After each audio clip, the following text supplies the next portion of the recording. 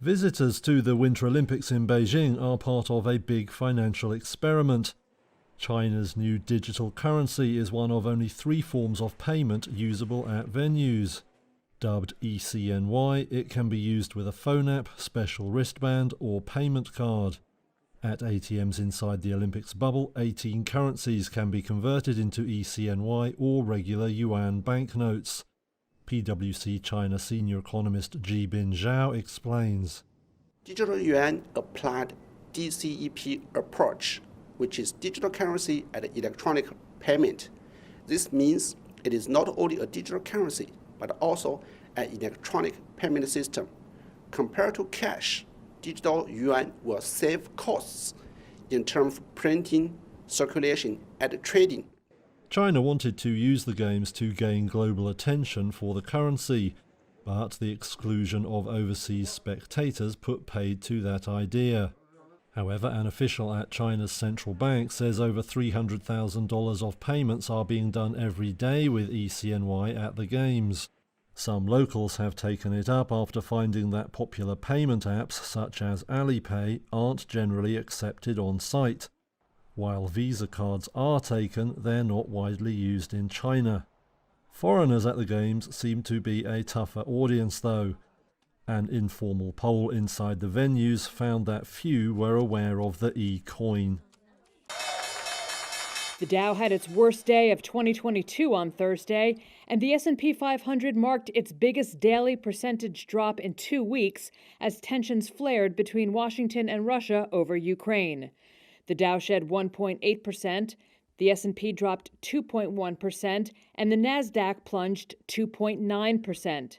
Zachary Hill is head of portfolio management at Horizon Investments. I think the big driver today, and really just over the last few weeks, has been tensions around what's going on in Ukraine. A lot of uncertainty around that, how that's unfolding, and then you couple that with some really kind of difficult to interpret data in the U.S. It's kind of no surprise to us that we have a more elevated market volatility than we've seen for a while.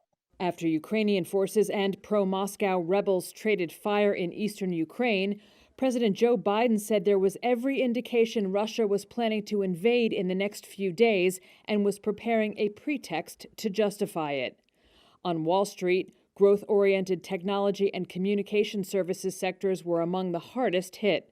Financials also declined as U.S. Treasury yields moved lower.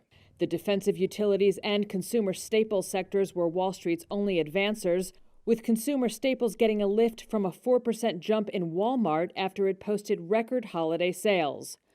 Another bright spot among the movers, DoorDash, which shot up over 10% after it reported upbeat quarterly revenue as food delivery showed no signs of slowing down. Tesla and its CEO, Elon Musk, on Thursday accused the U.S. Securities and Exchange Commission of harassing them with what they called an endless and unrelenting investigation, arguing that it is meant to punish Musk for being an outspoken critic of the government. The accusation came in the form of a letter from Alex Spiro, a lawyer representing both Tesla and Musk, to U.S. District Judge Allison Nathan in Manhattan. Spiro added, "Enough is enough." The SEC declined to comment. Thursday's letter escalates Musk's battle with regulators as they scrutinize his social media posts and Tesla's treatment of workers, including accusations of discrimination. The SEC sued Musk back in 2018 after he tweeted he had funding secured to potentially take his electric car company private at $420 per share, when in reality a buyout was not close. Tesla and Musk settled by agreeing to each pay $20 million in civil fines, and to let Tesla lawyers vet some of Musk's communications in advance, including tweets that could affect Tesla's stock price. In addition, Musk gave up Tesla's chairmanship. On February 7th, Tesla's disclosure said it had received a subpoena from the SEC about its compliance with the 2018 settlement.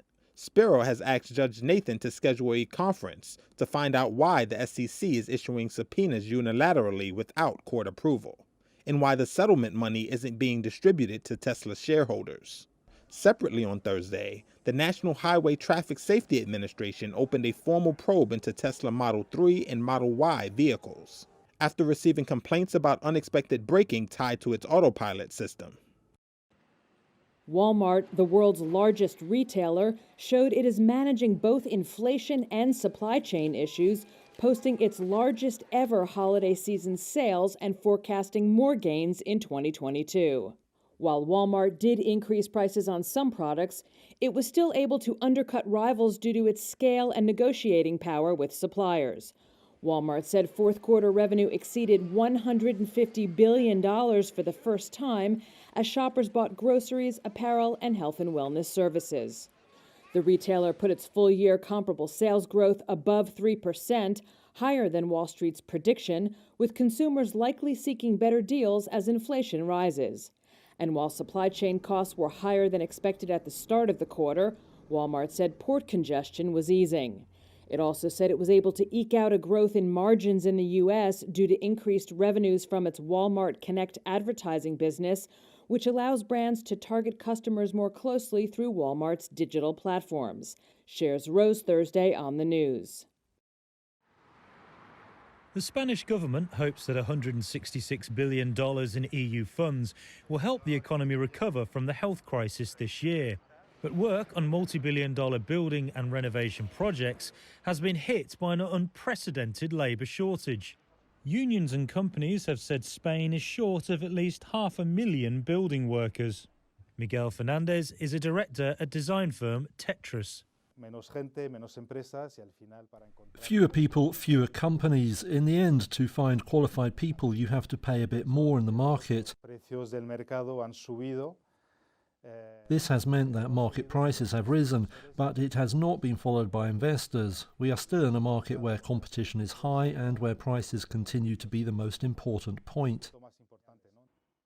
Spain endured a brutal property market collapse during the Great Recession in 2008, when 1.8 million construction jobs disappeared. A large number of workers moved over to Spain's enormous tourism sector, and many are now reluctant to go back into real estate.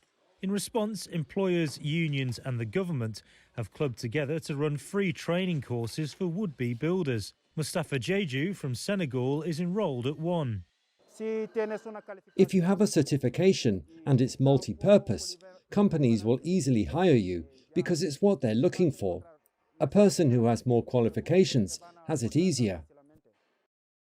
Jeju already works as a bricklayer thanks to a previous course and now hopes to earn more by learning scaffolding too. But there aren't enough like him. Around 400,000 foreign workers left after 2008, and at least 7 out of 10 construction companies had to turn down contracts last year due to a lack of staff.